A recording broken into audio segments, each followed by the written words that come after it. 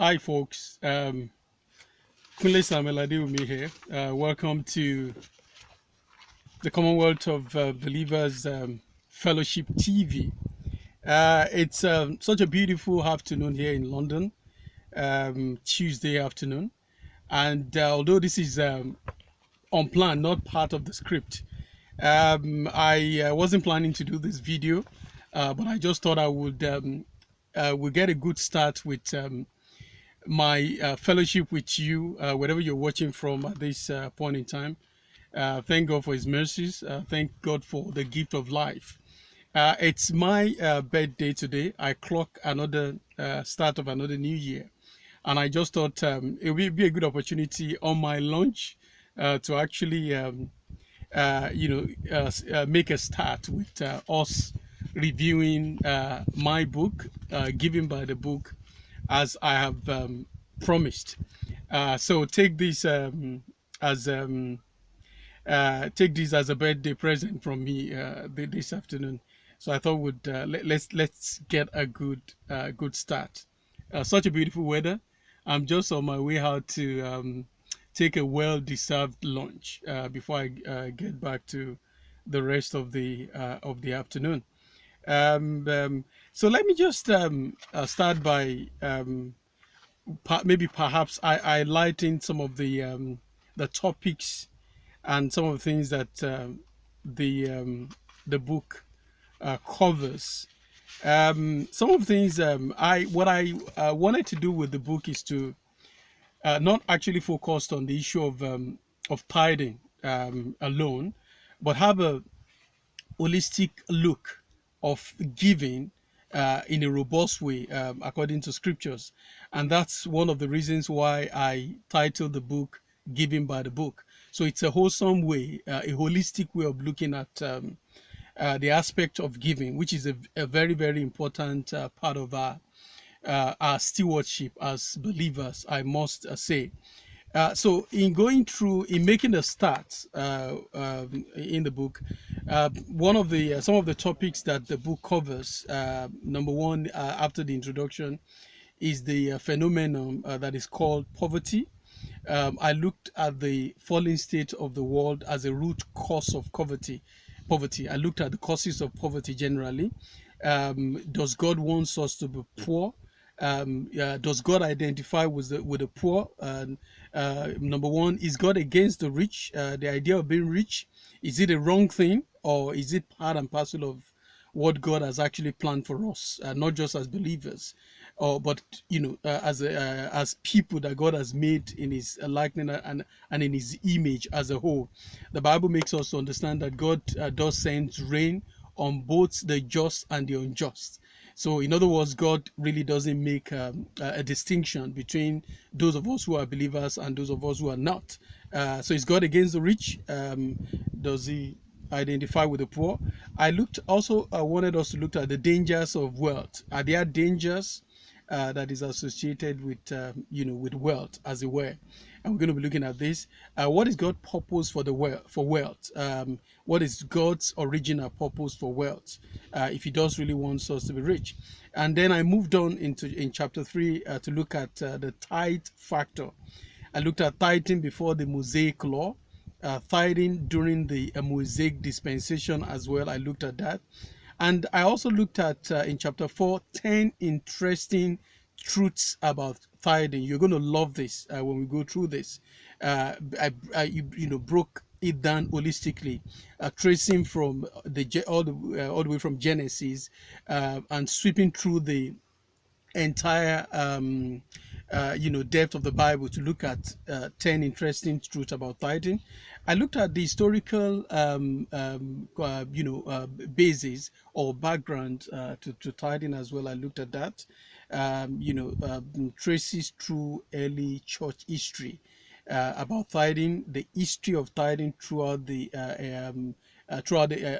church ages, and the emergence of tithing in the church as well. There was a time there was no tithing, and then there was a time tithing was introduced into the church as a whole. I looked at that. I also looked at some benefits of tithing, because sometimes it's easier for us to be one-sided. When we talk about the issue of tithing, whether it's a valid thing within the context of the New Testament.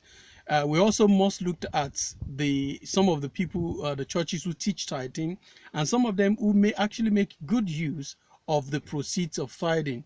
So I also looked at that as a way of trying to balance things, and then I looked at that in terms of believers subject to tithing. Looked at four popular scriptures about tithing and the subjective interpretation of tithing. I also looked at something that is called something better than tithing. If we don't tithe, if we don't preach tithing, what else do we preach? I mean, we all know that the church of Jesus Christ obviously needs money. So if we don't preach tithing, what do we preach? As a way of balancing the equation. And then I looked at giving your money by the book. What does the God of the New Testament wants from us when it comes to giving in the church? Is Christian tithing pragmatic, or is it just is it a pragmatic thing, or is it really scriptural? And also I looked at the four principles of New Testament giving as well. In chapter 8, I also looked at the challenges of the what I call the 21st century churchianity. What Apostle Paul, who profoundly wrote, the bulk of the New Testament, writings. I looked at what his take on giving and ministry finances, and then I looked at a lesson to contemporary preachers, what we need to preach.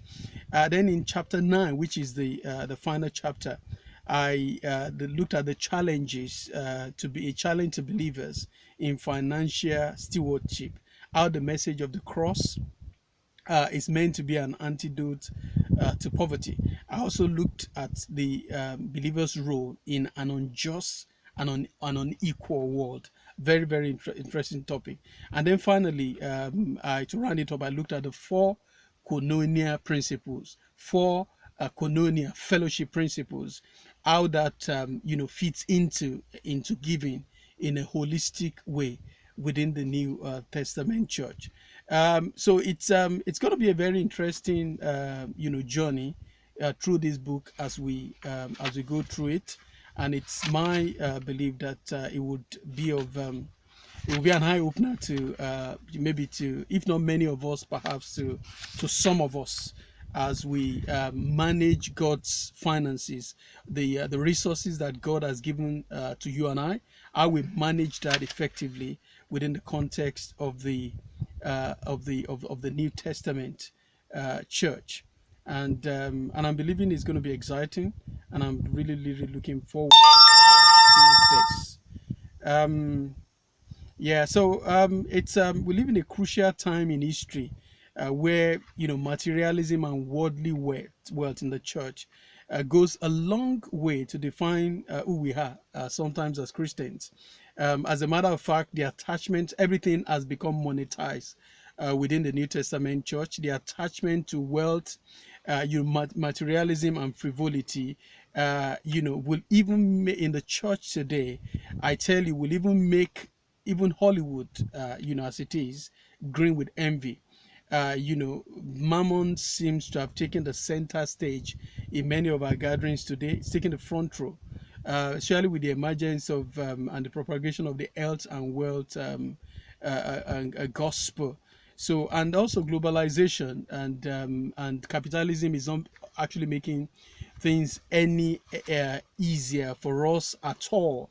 With capitalism, it's ironic that the church is even encouraging us to wanting to have a bigger share of this greed that is called materialism. We've sort of Christianized blessings, the blessings from God. We've Christianized it. we've given it, a godly or a metaphysical justification. So, in other words, what we've done over the years with the prosperity gospel is that we've actually, repackaged, blessed greed, and we're calling it blessing. That's basically what we're doing. And and it's really, really, really, really sad.